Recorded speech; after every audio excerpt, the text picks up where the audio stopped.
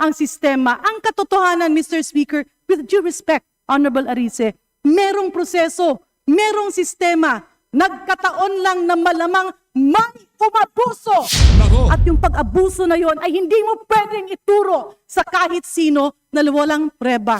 Very Pangalawa, specific yan. Oo. pinsan ng presidente. Nako. Ang ating speaker noon, si Speaker Romualdez, hindi ba sila nag-uusap? 2024, binawasan, sinalaula ng kongresong ito, 500 billion. Binawasan ng president's budget, hindi kumibo ang presidente, hindi kumibo ang ating mga kabinete. Akala mo talagang merong bitaw itong si Janet Garin no? Mamaya ho mga kababayan, mapapanood ng sambayanan kung paano linampaso nitong si Edgar Arice, itong si Janet Garin, nakilala namang aso nitong si Martin Romualdez. Nasaan na yung Janet Garin na todo tanggol kay Martin Romualdez? Todo tanggol kay Marcos Jr. Pambihira nga yung mga panahon na to kinukundi na mo ng nangyayaring korupsyon dyan sa House of Representatives. Anak ng Petrang Garapata, aba madam, walang ganyanan. Mga kaibigan mo, yung mga napaparatangan. Speaker Martin Romualdez, naalala kita. Noong tinatrabaho yung 2025 budget dyan sa House of Representatives, nakita ng buong sambayanan kung paano nyo ika nga ipagtanggol yung budget na yan.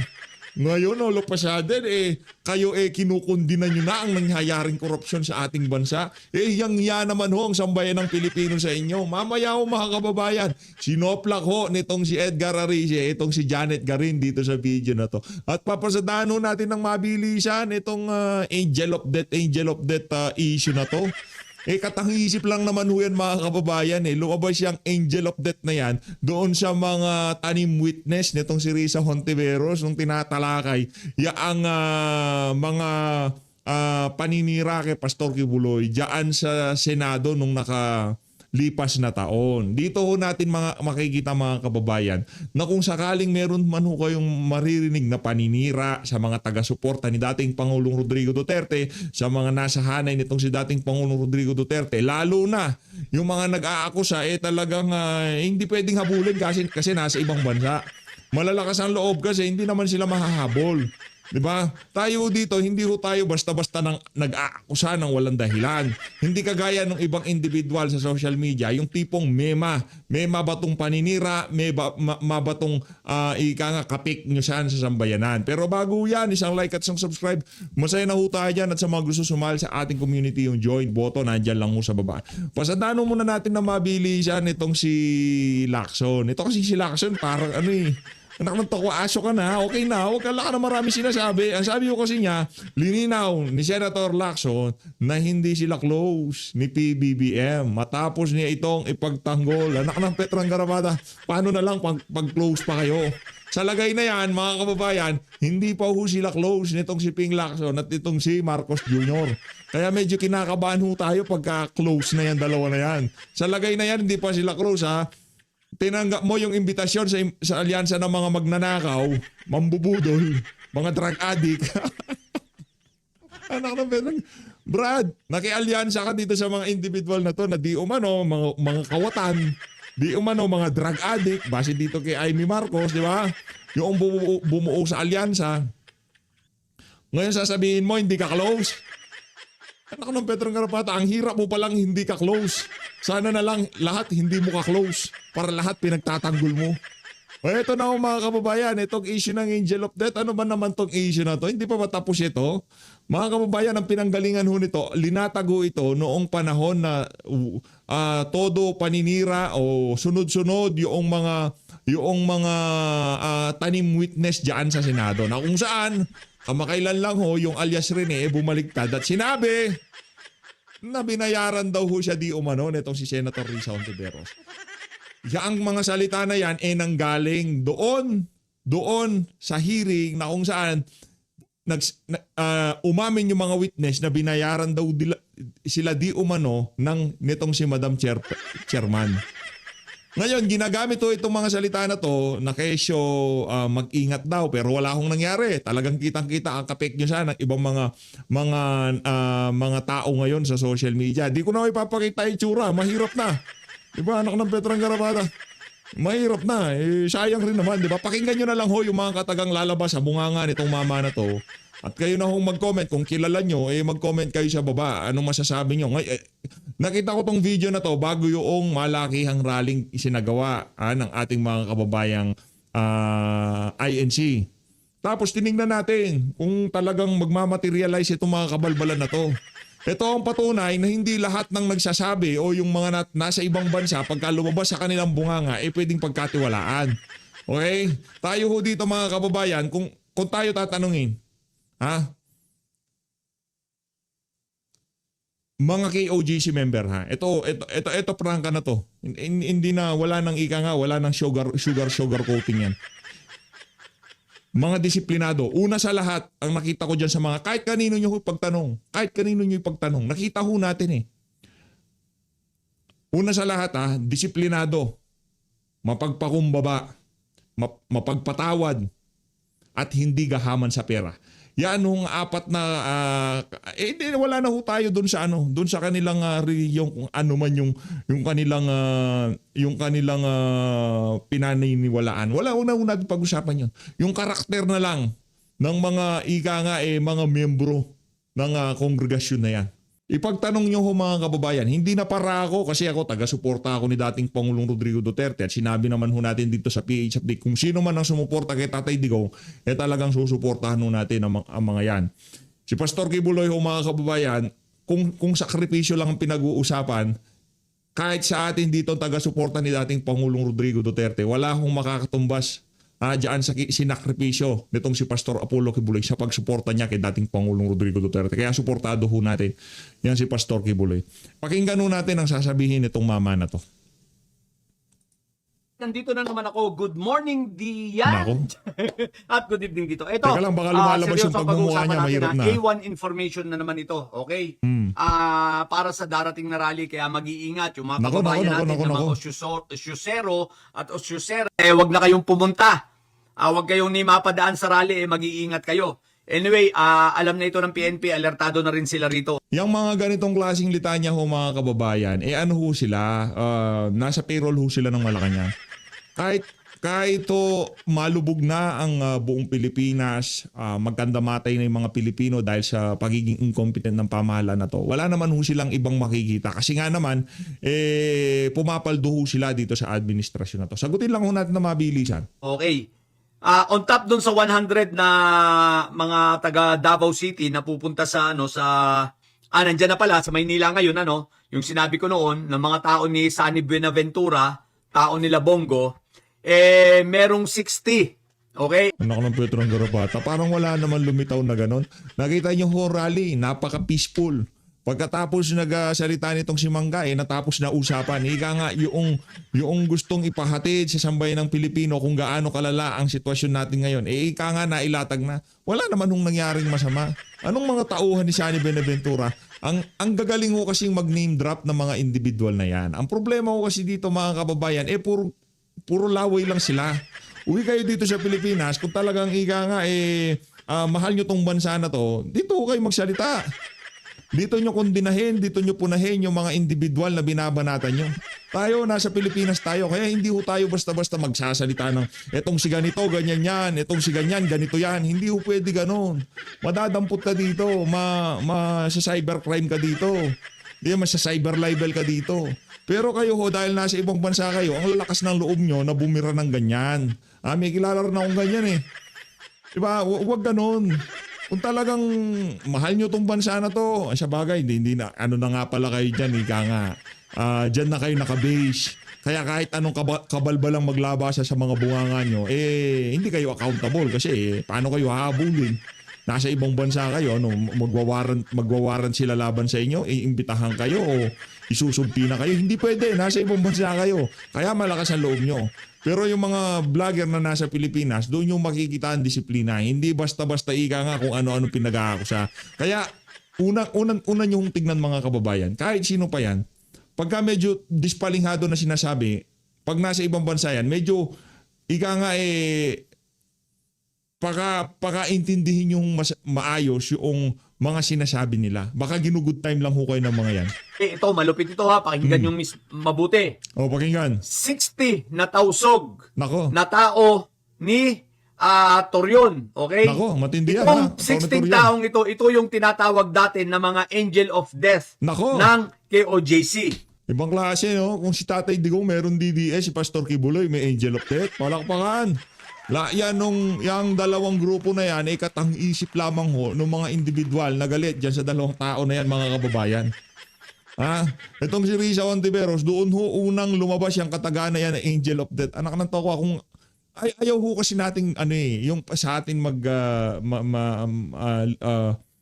lumabas na napakabuti ng mga kung meron ho kayong kakilala, makikita nyo ho kung gaano sila kadisiplinado, kapag pagmahal, hindi ho abusado at lalong-lalo na hindi mga mukhang pera.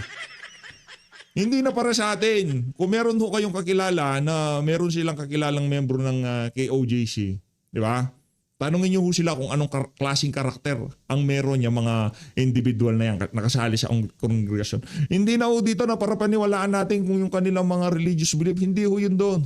Yung kanila lang pagkatao. Di ba?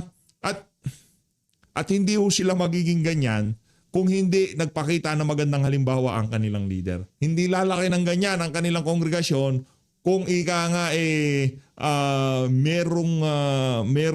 merong kabalbalang ginagawa ang pamunuan. Yan ang ating sigurado dyan. Napag-alaman po natin na ang Oo. Angel of Death pala ng KOJC ay hindi mga miyembro ng KOJC, kundi ito yung mga outsider, pero pinagagwardya at binabayaran sa loob, nasa binabayaran at nasa payroll ng KOJC. Okay? Anak ng tawa, kung binabayaran pala may Angel of Death, nakita nyo ho mga kababayan kung sino ang umapi, kung sino ang sumalbahe dito kay Pastor Kibuloy. Sa mga miyembro, nakita nyo ho yung KOJC siege. Kung anong klaseng kabastusan, kawalang yaan ang ginawa ng administrasyon na to. Bakit hindi gumagalaw yung Angel of Death? Anak ng tao ko, ni isa doon sa mga umapi, doon sa mga sumalbahe na mga miyembro ng KOJC. Wala akong nangyari. Ano to, sa rally lang lumalabas yung Angel of Death, ganon? Pero nung inaapi yung mga miyembro ni Pastor Kibuloy, pinaghuhukay nila yung Jose Maria College, o walang ginawa yung Angel of Death, ganon? Okay. Sila po ay mga tao ni Attorney Torreon. Nako, Attorney Torreon, di mo ba kakasuhan to? Anak ng tokwa, may problema tong mama na to. Inaakusahan kanya na tauhan mo daw yung mga angel. Nako, Itong Angel of Death na dating nababanggit, dating nababanggit. Saan? Sa hearing ni Senator Risa Ontiveros. Sinong nagbanggit? Si alias Rene, isa na yan. Anong sabi ni alias Rene? Binayaran daw siya di umano ni Senator Risa. Ayusin ho natin yung ating mga facts dito sa usapin na to dahil balita ako itong mama na to, ang dami daw kagalit nito sa social media. Na kahit hindi daw DDS, kagalit nitong mama na to. Ayoko na sumali doon sa mga kagalit niya kasi mga kasama natin dito, baka kagalitan din siya. Wala naman siyang ginawa sa mga kasama natin. Kung kagalitan niyo si Marcos Jr., okay lang yun kasi meron siyang ginawang masama sa inyo. Ito medyo dispalinghado na o baka meron pang makapanood. Kaya i-correct na ho natin kung ano man ang mga sinasabi niyang kamalian. Huwag mong ikasama, brother, ha? Huwag mong ikasama. Hindi kita binabanatan, hindi ko ipinakita ang iyong mukha para hindi mo naman masabi na binabuy ako ni PH Update sa channel niya, di ba? Oh. So sila po ngayon ay nandyan na sa Maynila, 60 katao ito, 60 mga tausog. O ngayon, sila ay Dinamay mo pa talaga mga tausog. Mga IPs yan sa mga IPs yan sa Davao region, mga tausog. Ngayon, ewan ko na lang feeling ko wala ka nang balak umuwi ng Pilipinas. Yan ka na lang siguro talaga kasi balita ko ang dami daw kong galit sa inyo na hindi lang mga DDS sa Pilipinas. At yung mga yun hindi mga Angel of Death. Yun napuno na sa mga kabalbalan nyo sa social media. O hindi ko naman ini-encourage ang ating mga kababayan na magalit sa kung kanino pa man. Kaya wala tayong gusto ipakita ang mukha. Pero kung politiko yan, anak ng tokwa, sinasalansan na natin yan. Pero hindi naman siya politiko, pribadong individual na gusto lang natin rebat yung mga kabalbalang pinagsasabi niya. halubilo. Okay. Sila ay reinforcement nitong mga ISIS nga, no? Wag ganon, Brad. Teroristang grupo yan, ha? Mga tausog na reinforcement ng ISIS group. Anak ng Petrang Garabata, yung mga aligasyon mo, Brad, hindi lang below the belt, ha? Ika nga, ano na yan, iba na yan. Sobra-sobrang paninira na yan. Ngayon, kung wala kang maipapakitang dokumento o conversation, paper trail o kung ano pa man na konektado yung mga sinasabi mong angel of death na yan dyan sa IC, malaki problema mo, Brad. Wag ganon. Hindi yung para meron lang makinig, makapagpahatid ng takot sa ating mga kababayan para hindi dumalo sa kung ano mang pagtitipon na isasagawa bukas o sa mga susunod na panahon. Wag ho tayong ganyan. Yaang mga nagpupunta sa mga rally na yan, kahit anong sabihin mo pang ISIS, magpupunta yan. Yung mga gumagawa niyan, Brad, yung mga baklita. Mawalang galang doon sa mga matatapang na baklita. Karamihan ng mga baklita na mga baklang kanal, ganyan ang gawain. Medyo diskumpiyado na ako sa iyo, Brad, ha? Reinforcement sila na ang layunin nila ay gumawa rin ng gulo. Nako. Ngayon, ito ay gagawin nila sa pagdating ng pagmamarcha. Halubilo po sila sa tatlo. Halubilo sila sa KOJC, halubilo sila sa anong pangalan nito? JIL at sa INC. Pero eto mag-iingat rin yung mga nasa akbayan sapagkat may natanggap rin tayong info. Wow, galing mo, ha? Bago mapunta sa mga kinauukulan, napupunta muna sa iyo, ha? Baka malaki-laki intelligence fan mo, Brad. Anak ng Petrang Garabata, ayaw mo bang trabahuhin yung mga nagnakaw sa kaban na sambayanan? Ayaw mo bang ikayatin yung intelligence na trabahuhin, magbigay ng impormasyon, kapag-paginabang ng impormasyon para mapinpoint natin kung sino yung mga nagnanakaw sa kaban ng ating bayan? Aba, matindi tong si Sir, ha? May Gusto rin nilang intelligence. infiltrate ang ang akbayan, okay? Sapagkat malaki ang galit nila dito kay Congressman Chel Jokno. Sino So ang galit? gusto nila makagawa ng gulo na ibintang din ay sa akbayan. Kung ano ang mga strategy nila, hindi ko alam kung anong gagawin. Kaya sa akbayan, mag-iingat kayo, tingnan ninyo at kilalanin ninyo ang hanay ninyo. Na kapag kayo ay nagko-conduct na ng rally, ay siguraduhin ninyo na ang mga kasama ninyo ay pawang talagang mga legit na member ng akbayan. Okay? Sapagkat sila ay halubilo at gusto rin, ang layunin nila ay mag-create ng gulo na upang sa ganon, mag-fuel, gumawa ng tension para sa ganon ang pagbintangan maging magulo at ang pagbintangan ng mga kaguluhan yan ay pakana ng administrasyon. Kaya mag-iingat kayo. Yun. Yun na. Nakuha ko na yung punto niya. Ika nga, kahit na purong ano pa lang, yung kabalbalan ng mga sinasabi niya. Ito para... kasi dito sa mga panahon na to kinakabahan na yung Malacanang, talagang todo pakalat ng mga kabalbalang balita yung mga tauhan ng administrasyon. Malaki naman kasi pondo ng mga yan, di ba? Mantakin niyo mga kababayan, yung isang PCO secretary napaalis dahil sa di umanong nawalang 50 million dyan sa opisina ng PCO. 50 million. Kanino pinambabayad yung 50 million? Doon daw ho sa mga vlogger na nakikisimpat siya sa mga kabuktutan, kabalbalan, pagnanakaw na ginagawa, pagkukonsinte sa kamali ang ginagawa ng administrasyon nitong si Marcos Jr. Anyway, ano na lang naman ho yan, yung mga kababayan nating mulat na sa mga kalokohan ng administrasyon na to, itong mga ganitong klaseng tirada nitong mga nagpapakalat ng mga kabalbalan na to, hindi na ho sila naniniwala sa mga kalokohan na yan. Rekta na ho tayo. Palakpakan ho natin to si Sir, ha? Palakpakan ho natin, mabigat-bigat yung mga aligasyon mo. Sana pagka nakita na kayo nitong si Atty. Torion, ganyan pa rin yung angas mo, okay? Ganyan pa rin ang angas mo. Huwag ka magalala. Abogado yan si Atty. Torion.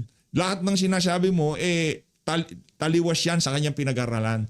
Hindi mag-aabogado yan kung naniniwala siya doon sa kaparaanan o doon sa mga angel of death na mga sinasabi mo. Kung ikaw tatrabahuin ka niyan, sigurado makikita kayo sa korte niyan. Rule of law, due process. Huwag ka mag-alala kung sino ka mang mama ka, may kalalagyan ka kay Atty. Torion. Walang angel of death. Ano mo lang yan? Puro mga kachismisan mo lang yan. Walang ganon. Kung tayo ho, kung si Tatay Digong pagdating sa kaperahan, pinagkakatiwalaan niya mga INC, mga kababayan, kahit sinong makausap natin, pagdating sa kaperahan, yang mga KOJC, naku, isa din ho yan sa mapagkakatiwalaan. Kaya hindi ho tayo nagtataka kung bakit naging matalik na kaibigan, magkaibigan, itong si dating Pangulong Rodrigo Duterte at itong si Pastor Apollo Kibuloy. Kasi magkapareha sila ng prinsipyo. Galit sa droga, galit sa insurgency, galit sa mga makakaliwang grupo, at talagang para ho sila sa sambayanan. Palakpakan ho natin yung mga individual na kagaya nitong si dating Pangulong Rodrigo Duterte at Pastor Kibuloy. At alam ko, isa ka sa mga yon, nagalit at suportado yung mga pinaglalaban nitong si Pastor Kibuloy at nitong si dating Pangulong Rodrigo Duterte. Rekta ho tayo dito kay pambihira. O ito, dito tayo kay Edgar Arici at dito kay ano pangal to? Janet Garin. Yung mga spokesperson ay nagpapalusot lang. Nako. Can you expound on the specifics of this crucial allegation? Well, Mr. Speaker, distinguished colleague, kita naman natin yung mga sagot ni spokesperson De Castro. Kung naririnig po siya, kuminsan po, parang na-imagine ko, pag galit na galit sa akin yung asawa ko, ayaw ko na marinig. Yung mga susunod pang sasabihin, sapagkat Baka nagchichicks ka naman, Congressman Edgar Arici, kaya ayaw ka ng pakinggan ng asawa mo pag nagsasalita ka. bukod sa acerbic, nililigaw po at instead na magkaroon ng clarity sa mga tanong, ay ibinabalik lang po sa ibang mga issue. Kaya sa tingin ko Mr. po, Speaker, can we categorically ask the Honorable Arici what specific statement of the spokesperson is he referring to and is alleging to as palusot? well, for example, the 100 billion in insertions, dapat sagutin po yun. Hindi pwedeng sabihin na baliwala yun. Yung 100 billion insertions, dapat po sagutin. Kasi po nakita ko yung listahan nun. For example, doon sa 100 billion in insertions, merong 1 billion for Philippine Coconut Authority. Na yung sa listahan ni Congressman Saldico. Wala namang problema doon. Kung nagbago ang isip ng Pangulo at kailangan niya maglagay sa Philippine Coconut Authority, wala namang masama doon. Kung basta hindi ghost project. Kung tayo na nga sa Kongreso, nakakapag-palit tayo nakakapag-insert tayo, nakakapag-divert tayo, yung Pangulo pa kaya, budget niya yun, yung hindi pwede magpalit. In other words, Mr. Speaker, distinguished colleagues, ang sinasabi po ba ng ating kagalang-galang na kongresista ay yung mga ipinapasok na line item during the bicameral conference committee or the Committee on Appropriations of both houses are recommendations from the President? Yes. Mr. And he can Speaker, change his mind anytime. may you reiterate? Pasensya na po, medyo hindi po klaro yung last statement. You can check the... Yes, for example, as I have said earlier, Mr. Speaker, kung nagbago ang isip, because ang budget po ginagawa natin ng Executive Department January pa lang. So, bago po dumating sa atin yan, 8 months, 9 months, bago po yung approval, almost 9 months na. Maraming mga exigency, ang serbisyo, na pwedeng magbago ang isip ng Pangulo, na pwedeng siya mismo ang magrekomenda ng pagbabago ng budget. And Ang wala ibig pong masama sabihin- dyan. At for example nga, binibigyan ko na kayo ng specific example, at madaling malaman yan kung Pangulo nga o hindi ang nagpabago niyan. Patawag lang natin yung administrator ng Philippine Coconut Authority, tanong natin saan galing yung 1 billion na insertion. Hindi po ba Malalaman natin ang nararapat? katotohanan. Hindi po ba nararapat, Mr. Speaker, distinguished colleagues, na ang dapat nating tanungin ay ang miyembro ng Bicameral Conference Committee dahil ito naman ang naging proponent doon sa mga alleged insertions. Ang sa akin lang, Mr. Speaker, distinguished colleagues, is orient me, my distinguished colleague, Honorable Arici, paano po ba ang nagiging sistema ng budget process? Kasi sa pagkakaintindi ko, ang budget call starts during the month of March, where all cabinets present, defend their budget. It reaches the cabinet sometime in April, and after that, it goes through the series of vetting, after which it is transmitted to the House, both houses, Congress and Senate, for deliberation after the State of the Nation address. Pagkatapos po doon ay nagiging GAB, nagiging GAA, Pero doon po merong prosesong first reading, second reading, third reading, bicameral conference committee meetings, at nagkakaroon na nga ng pinal na bersyon kung saan pinipirmahan ito ng presidente bilang pagsang-ayon doon sa ginawa na ng both houses after deliberation. Tanong, Mr. Speaker, nagbago po ba ang prosesong ito? At kailan po ito nagbago? Noong 19 Congress po, Mr. Speaker, nagbago po dahil napaka-super majority ang ating Kongreso Alin po at ang napaka-malakas specific? po. Nung nakaraan po, wala po ako, nandun po kayo. Nung nakaraang 19 Congress, naroon po, Mr. Speaker, si Congresswoman Garin, ako po, wala nung 19 Congress. Pero alam po natin na napakalakas po ng Committee on Appropriations Chairman noon Yan. na si Saldico. Congressman Saldico. Yeah. Saldico. Palagay ko po, hindi ganon, hindi mangyayari ito sa ating Yan. national budget. So ang naging problema, Mr. Speaker, ay ang naging kinatawan or head ng Committee on Appropriations. Pero hindi na ba Na dahil kinonsyente din ng speaker at ng presidente, madam.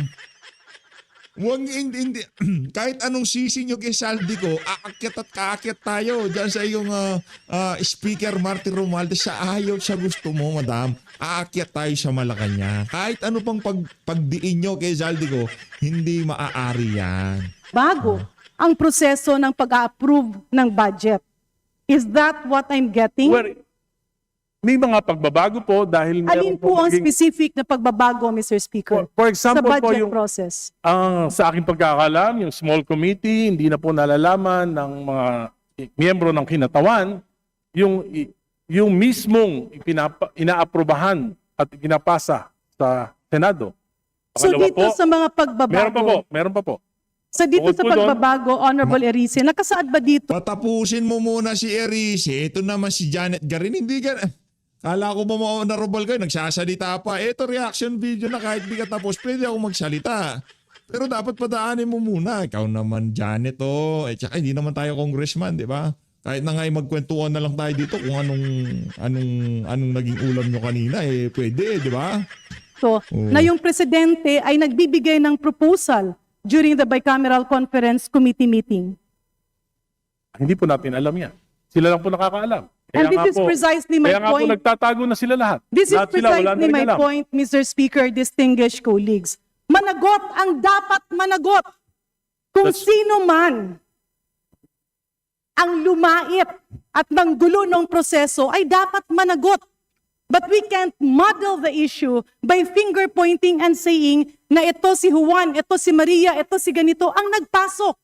Mas lalong nagiging magulo ang sistema. Ang katotohanan, Mr. Speaker, with due respect, Honorable Arice, merong proseso, merong sistema, nagkataon lang na malamang may umabuso. Nako. At yung pag-abuso na yon ay hindi mo pwedeng ituro sa kahit sino na walang preba. If you want, Hindi mo pwedeng ituro na walang pruweba. Naku, galit na galit itong si Janet, oh. Anak ng toko, walang pruweba. Merong listahan ng mga in-insert. Walang pruweba na pinirmahan ang GAB kahit na alam na napakaraming problema. Di ba? Walang problema. Kailangan ng ebidensya. Anak ng towa, pangandaman, sekretary ng presidente, tinawagan si Saldico para mag-insert ng 100 bilyon. Kinumpirma dito kay Presidential Legislative Liaison, Adrian Bersamin. Walang ebidensya. Anak ng towa, ano pa bang ebidensya kailangan nyo? Kung doon sa mga ebidensya naglabasan, hindi pa ebidensya tawag nyo doon, isa lang ang advice ko sa iyo, Garin. Umuwi ka sa inyo, at magkape ka na lang. Lang yan. to reform the system, let us reform the system through a transparent budget process. Yeah. Huwag yung turo dito, turo doon kasi gulong-gulo na ang Pilipinas. Gulong-gulo Naku, galit na na, oh. ang mga tao. Oh. Let's base our comments, our Mr. statements on facts. So wala tayong ituturo. Ganon, Garin, wala tayong ituturo. Walang may kasalanan.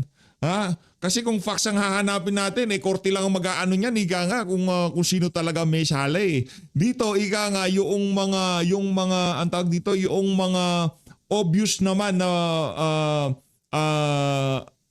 may kasalanan kung bakit merong nangyaring ganito. Yung pananagot, pagka nagpunta na tayo sa korte doon.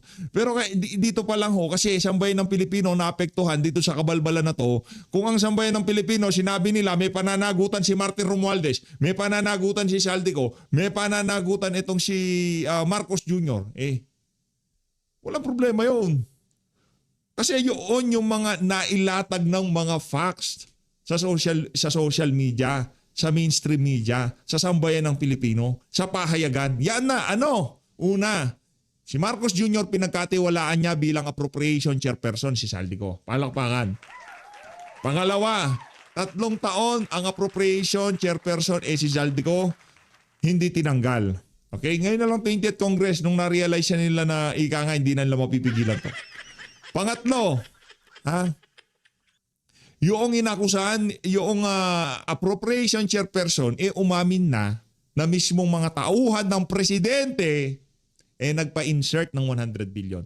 Sa pag-amin ni Saldico, diyan sa pag-i-insert na yan, anong naging resulta? Pangandaman, Bersamin, sino pa? Olivar, sinibak sa pwesto. Diba? Para magpakita in good faith ang administrasyon ang Malacanang sa paglinis ng kabulukan na to. Pero sila ho talaga ang punot dulo ng lahat ng kabalbalan na to. Kaya balikan natin. Kalmaan mo lang. Kung Huwag siya puputuli natin May I ang respond, puso na Mr. to. Speaker? May I Yes, respond? if I may, Mr. Speaker, Can we that's why allow my the question gentlelady is, to finish? kung puputulin natin ang problemang ito, let us not have motherhood statements. That's a definite proposals to address the problem. So my question, Mr. Speaker, can the Honorable Erice enumerate the reforms that he believes are needed so that we will be guided to do this? Mr. Speaker, maliwanag po ang sinabi ko kung napakinggan niya. Sino po ang unang may responsibilidad? Ang Pangulo. Pangulo, 2023, GAA, sinalaula ng Kongreso, 2023, ha? binawasan ng pondo niya ng halos 300 bilyon. Hindi nangyari yan sa kasaysayan ng mga naging Pangulo sa Pilipinas. Pinabayaan niya, hindi siya kumibo. Yung kabinete niya, hindi kumibo. Specific yun. 2024, binawasan, sinalaula ng Kongresong ito, 500 billion. Binawasan ng President's budget, hindi kumibo ang Presidente, hindi kumibo ang ating mga kabinete. 2025, 473 billion, pati yung mga pondo para sa mga flagship projects ng Pangulo inalis. Kaya na-delay na lahat ng mga proyekto. Hindi pa rin kumibo ang Pangulo. Hindi pa rin kumibo ang kabinete. Number 1 na may problema, command responsibility ang ating Pangulo. Palakpakan natin itong si Edgar Arize. Kahit nadilawan, piklawan yan to dakor, walang problema. Kung ganyan naman na sinasabi, okay lang ho yan. Kasi yan yung realidad. Ngayon, kung hindi naman totoo yung sinasabi na ni Arize, tapos sinasabi niya, magkakaproblema naman kami niyan. Di ba? Hindi ho tayo dito sa nga tama yung sinabi niya. Siyempre, ano pa na, kayo naman, Congressman Arize, alam nyo rin naman ang dahilan kung bakit nung tinanggal sa President budget, yung bilyong-bilyong pondo na yan, inokayan lang na Malacanang dahil dadalhin ho nila yan sa unprogram appropriation. Kasi pagka ilinagay yan sa budget ng Pangulo, kailangan merong anong naging resulta niyan o anong nangyari dyan sa pera na yan. Mapupuna pa siya ng mainstream media. Mai-scrutinize ang budget na yan. Pero dahil tinapyasan yan at pinaglalagay sa kung saan-saan, okay lang. Kasi pagka yan, napirmahan na yung budget na yan, hindi na pag-usapan sa BICAM dyan sa Committee on Appropriation, dyan sa committee level, hindi na pag-usapan kung saan-saan. Kung i-implementa nila yung budget na yan, sikretuhan na lang. Pagka nagpagawa ng tulay na nagkakalaga ng 100 bilyon, wala problema yan.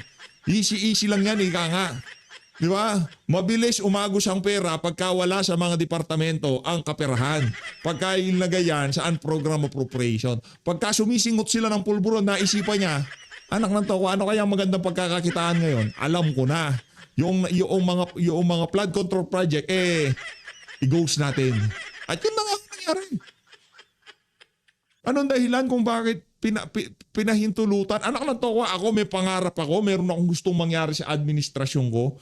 Di ba? Kung ako yan, tatawag ako sa pinsan ko, hello. Oh, huwag niyo naman katayin yung budget ko, kawawa naman ako. Nakakaya naman sa mga predecessor ko kung wala naman akong matatapos dito sa administrasyon ko, di ba? Pero pinahintulutan niya at napunta malamang sa mga unprogram appropriation yan. Napunta sa AKAP, napunta sa ayuda, napunta sa kung saan kapritsyo nitong si Martin Romualdez. Pinahintulutan niya. Bakit? Gusto niya rin yan eh. Kailangan. Bakit? Kasi kailangan ma-impeach si Bibi Sara. Dapat maraming pera. Di ba? Sino na nagsabi niyan? Hindi tayo nagsabi niyan. Ang nagsabi niyan, itong si Toby Tiangco. Binayaran yung mga pumirma dyan sa impeachment na yan sa House of Representatives. Hindi literal na pera. Kung hindi, mga proyekto sa kanilang mga distrito. Yung mga 4-liter release kung tawagin. Hindi sa atin ang galing. Kay Toby Tiangco. Yan ang kaibahan natin doon sa mga vlogger na may nalalaman pong pa-angel of death. Pagka nag-imbento ng senaryo sa utak nila, alam na nilang kasinungalingan, pati sila pinaniniwalaan nila. Mga balbal talaga itong mga Very tao. specific yan. Very Pangalawa, specific yan. Oh. pinsan ng presidente. Nako. Ang ating speaker noon, si Speaker Romualdez. Hindi ba sila nag-uusap? Yan. Mr. Butata ka Speaker, dyan. distinguished colleagues. Pangatlo, Yan, Let me pangatlo. allow the gentleman to finish. Yes, please. Oh, yan problema sa'yo, Garin eh. Kanina, patapusin mo yan si Edgar Irize. Palakpakan natin si Edgar. Si Garin kasi aso yan ni Martin Romualdez eh. Pagka sinabi ni Romualdez na sayaw, sasayaw yan si Garin. Pag sinabi nitong si Martin Romualdez na ligo, maliligo yan si Garin. Siyempre, baka mabaho na siya, di ba? Kung pumasok sa opisina ko na mabaho ka. tatlo. Kitang-kita naman natin. Balitang-balita. Dalawa lang nag-uusap sa pagbabago ng budget. Yung mga member ng BICAM, hindi alam. Sinabi ni Senate Finance Chief Grace po, pinirmahan niya lang pero hindi siya alam. Ang si Senate President Chis Escudero lang at si Chairman Saldico lang ang nag-usap. Regular ba yun? Hindi po regular yun. Maliwanag po yung mga sinasabi ko. Sa plenary debate, anong ginawa nyo? Tapos sabi, isama mo na rin yun. Nakakamadali nyo na ika nga matapos ang budget. Anong ginawa nyo? Meron pang gustong mag-interpolate, meron pang gustong magtanong sa plenaryo. Anong ginawa nyo? Oh, minadali nyo kung ano-ano pinagagawa nyo, kung anong kabalbalan yung mga bilis-bilis mo pa magsalita doon ka rin eh. Specific. Mr. Speaker, ulitin ko lang po. Ang reformang narinig ko sa ating kagalang-galang na kulig ay hindi sang-ayon dun sa aking ekspektasyon, if I may, pasensya na po. Kasi nga, ang tanong ko is, what are the specific reforms that we need? Unfortunately, what I am hearing are allegations, number 1, binawasan ang mga budget. Number 2, magpinsan ang presidente at ang speaker. Number 3, nagpirmahan ay 2 tao lamang. Mr. Speaker, distinguished colleagues, andyan nga ang problema. Nakita ngayon ay hinahanapan ng solusyon. And if we are talking about reforms, the reforms should actually be on accountability, on transparency. Ano pang reforma? Number 1, transparent budget process. Number 2, napaka-imposible naman na pipirma ka ng mga bagay na hindi mo alam. Kasi ang pumipirma ng budget ay ang bicameral conference committee members. In other words, balikan natin. Wala. Anong ministerial na lang yung pagpirma ng mga BICAM member. Kung ano mga napagmitingan, pagka sinabi ni APRO chair at finance chair na pirma, pirma yan. Kung ayaw mong pumirma, mag-walk out ka, yung buong bundle, wag mong pirmahan. Magpakita ka ng strong opposition. Pero yung sa BICAM na yan, serswela yan. Pagka napag-usapan na nila, magkano insert, magkano dyan, magkano sa'yo, magkano sa akin, okay na tayo. Kikita tayong lahat, pirmahan na. Ganun lang naman yan. If we need reforms, babalik tayo, totoo ba na nahimik ang mga kabinete? Totoo ba na lahat ng budget ng kabinete, there are a lot of problems and that is why we are in this series of investigations. But it will just add chaos. If we will take advantage of the situation and instead of demanding for genuine reforms, we twist the situation and talk about politics. In other words, Mr. Speaker, distinguished colleagues, tama naman. Natuldukan ito, hanapan ng solusyon, and push for genuine reforms. Pero kung ang naging mali ay merong bumaluktot sa mga bagay na hindi dapat baluktutin, yun ang dapat managot. But we cannot pull down our people and our government by not proceeding to concrete investigations that will really pinpoint the problem of all of this. Mr. Maraming salamat, Mr. Speaker, and of course, with due courtesy to Congressman Erice, I am with you in calling for reforms. But if Parang hindi naman. Di ba? Parang tumayo ka lang para ipagtanggol si Martin Romualdez eh. Ikaw talaga, oo. I may appeal, let us push for individual concrete reforms that Congress can perform. Maybe we can push forward for a situation like other parliaments, where members responsible for the budget are made to report on a quarterly basis, stating the update of each program, the rationale of each action, and the impact that it will provide to the Filipino people. Thank you very much, Mr. Speaker.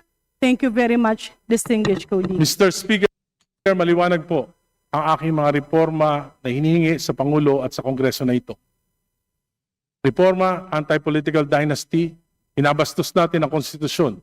Ayaw natin magpasa ng anti-political dynasty bill o law sapagkat against our interests kahit na ang kahulugan nito ay hindi pagrespeto sa konstitusyon. At alam ko po na ang isa sa dahilan ng korupsyon, yung papataba ng mga political dynasties. Pangalawa, alam ko po, balimbingan, walang prinsipyo, pagpalit ng partido kung saan makikinabang, yan po ang pangalawang dahilan ng korupsyon. Pangatlo, campaign finance reform, hindi naman po makatwira na yung paggastos, kaya po bumabawi sa korupsyon. Pang-apat, hinihingi natin, empower natin yung ICI para maimbestigahan yung korupsyon. Maliwanag po yung mga hinihingi ko na reforma. Kung sincere ang gobyerno, gagawin nila ito. Pero kung gusto business as usual, baka sakaling makalimutan ng tao, hindi gagalaw ang gobyerno. At ang hinihingi ko po, hindi extra-constitutional. Hindi ko pinagre-resign si BBM. Ang sinasabi ko po, within the framework of the Constitution, we should initiate reform para naman sa bayan, wag naman para sa sarili na lamang. Salamat po. Majority Leader. Palakpakan natin itong si Edgar Arice. Kung ikaw hindi nananawagan, tayo dito sa PH Update, mapahanggang sa ngayong mga panahon na to, talagang nananawagan ng pagbibitiw ng adik na presidente base dito kay Senator Amy Marcos. Di tayo nagsabi nun. Sabi ni Amy, adik daw ang kanyang kapatid. Almusal daw niya, Mary Jane. Sinong naghahain, gano'n. Hindi ako nagsabi nun. Sabi ni Amy Marcos, di umano adik ang kanyang kapatid. Gusto nyo ho ba yun? Mismong kapatid ng presidente, ilinabas ang kanyang napakatindi sikreto. Di ba? Maraming salamat para dun sa mga vlogger na nagpapakalat ng peking balita at kung ano-anong mga aligasyon. Kain muna ng maraming kanin. Okay? Baka patay gutom na kayo. Gutom na gutom ba? Anak ng tao ka, nasa ibang bansa pa kayo. Ha? Sa lagay na nasa ibang bansa pa kayo. Hindi ba kayo hindi ba kayo nababaghabag pagka tinatanggap niyo yung pera na galing kay Marcos Jr.? Di nyo ba naiisip na baka ang isang bulto ng 50 mil na yan o 30 mil na yan o 100,000, 200,000 piso? Baka posibleng kasama yan doon sa mga perang idiniliver sa kanya di umano nitong si Saldi. O di ba kayo Di ba kayo nababagabag? Sa susunod na video, pag-usapan natin yan. Mahal natin ang Pilipinas.